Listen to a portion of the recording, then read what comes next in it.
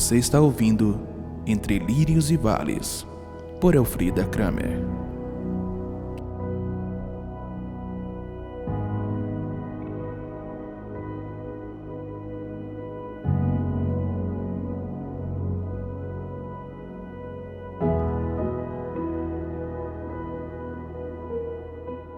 Olá, seja bem-vindo mais uma vez ao nosso papo aqui. E eu quero agradecer porque você tem acompanhado a história da velhinha e espero que alguma coisa esteja servindo para orientar você nas suas decisões aqui na Terra.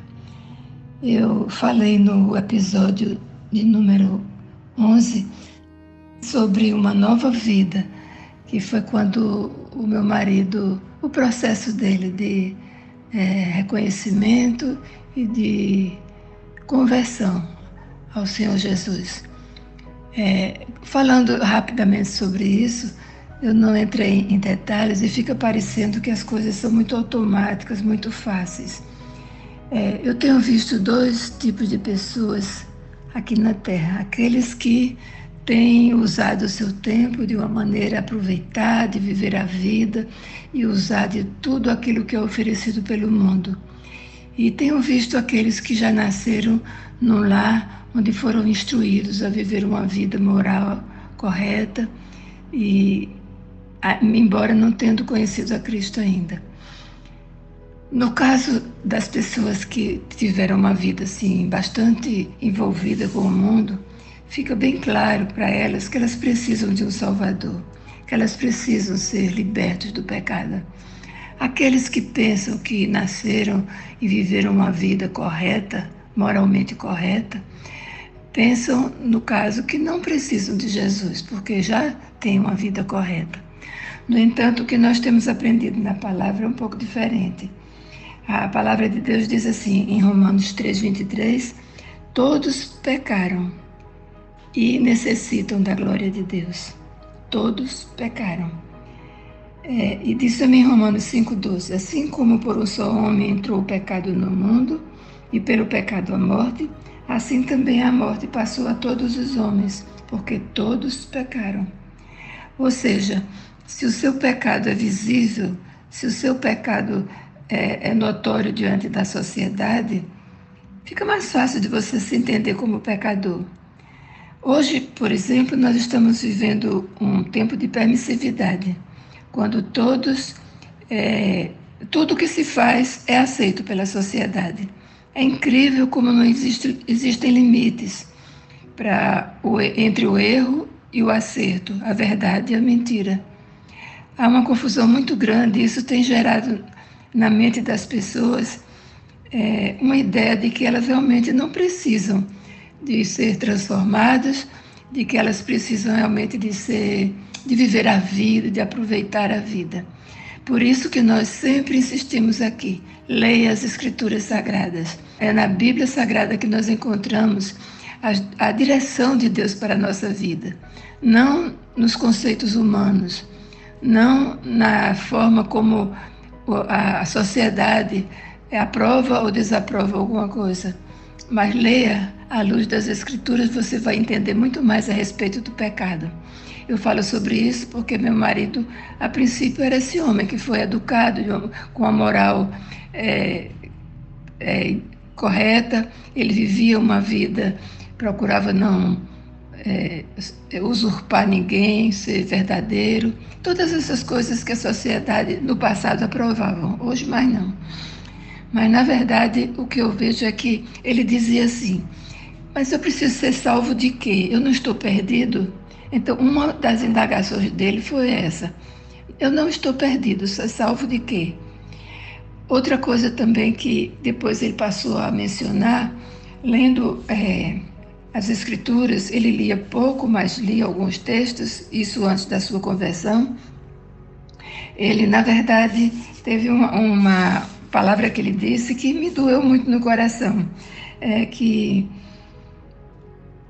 ele se referindo a João 17:12, quando diz assim, nenhum deles, quer dizer, os discípulos, se perdeu, exceto o filho da perdição, para que se cumprisse a Escritura. Quando fala ali em filho da perdição, ele dizia que achava que ele tinha sido designado para ser perdido. Então, ele dizia assim: eu acho que eu sou assim, um filho da perdição. E isso dava uma angústia muito grande no meu coração. Um dia, nós nos encontramos em conversa lá na varandinha da nossa casa e dois dos filhos estavam presentes e ele começou a puxar o assunto e perguntou para a gente assim: vocês não têm nenhuma dúvida? Está tudo esclarecido dentro da Bíblia? Vocês entendem tudo que está lá? Aí eu respondi para ele: não, porque no próprio livro de Deuteronômio, por sinal uma passagem fácil de decorar, 29 e 29, as coisas encobertas pertencem ao Senhor, nosso Deus. Porém, as reveladas nos pertencem a nós e aos nossos filhos, para sempre, para que cumpramos. Então, o que eu disse para ele, e que é assim que eu sinto, algumas coisas que eu não consigo explicar da palavra de Deus são coisas que pertencem ao nosso Deus e são encobertas para nós.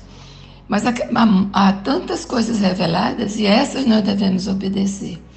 Então, conversando assim, ele pareceu mais leve assim, porque, então eles não sabem, não entendem tudo, e ele achava que tinha que entender a Bíblia toda para poder tomar uma decisão.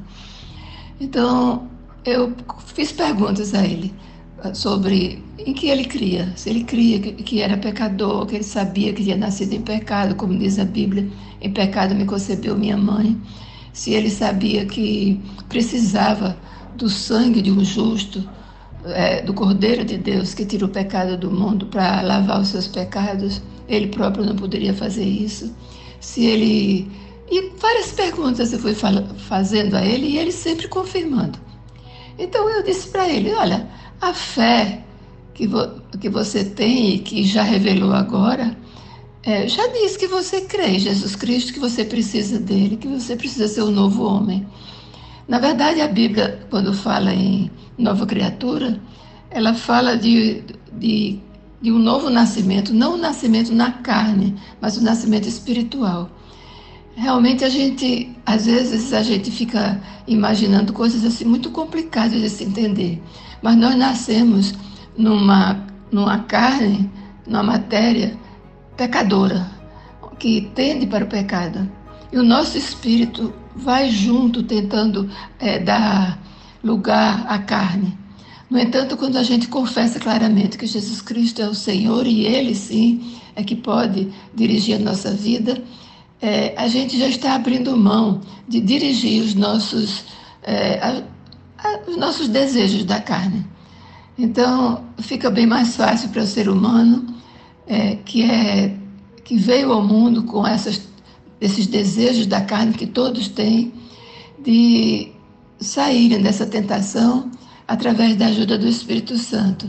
E esse Espírito Santo que nos é dado no momento que nós confessamos a Jesus Cristo como Senhor da nossa vida.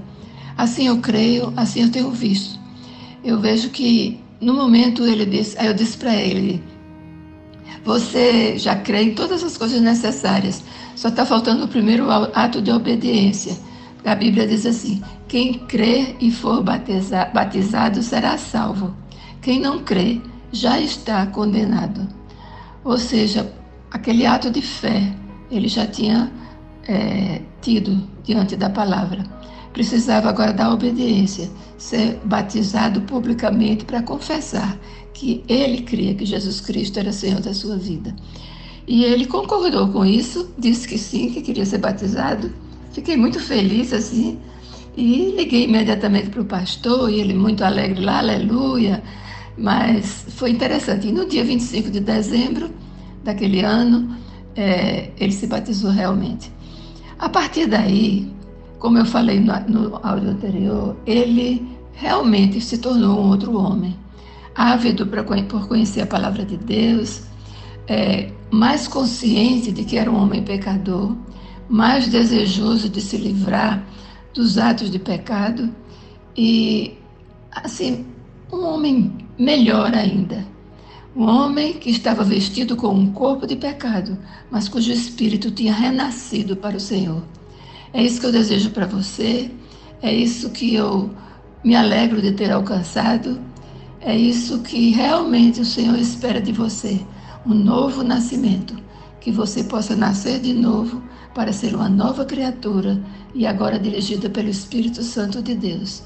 E seja tudo isso para a glória do Senhor nosso Deus, Pai, Filho e Espírito Santo. Amém.